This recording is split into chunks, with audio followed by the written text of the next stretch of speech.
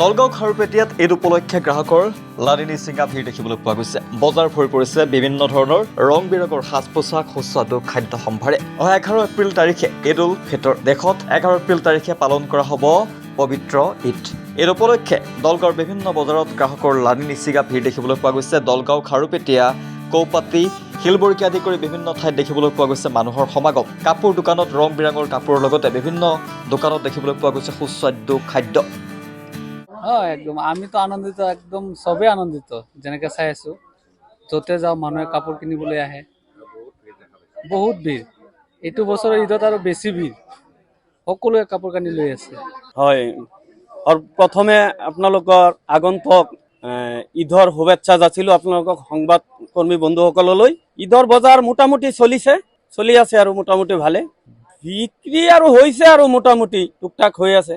আজি অলপ হেমেকা বজাৰ, চাও আগফালে কি হয়।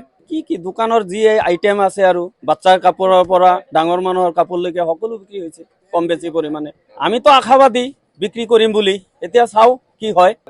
না ভাল এবাৰ ঈদৰ সব ভাল। বেচা কিনা আমিতো বেচা কিনা নকৰোঁ, যেনিবা অলপ ঘূৰা ঘূৰি কৰোঁ, খেতি বাতি কৰোঁ, হ'লেও ভাল চলি আছে। টিপটপ হৈ আছে আৰু যথেষ্ট ভাগৰ লাগিছে। ভাগৰ টাইমত আপুনি আহিছে। বেছি ক'ব গ'লে চবে চেল হয়, কম বেছি চবে চেল হয়।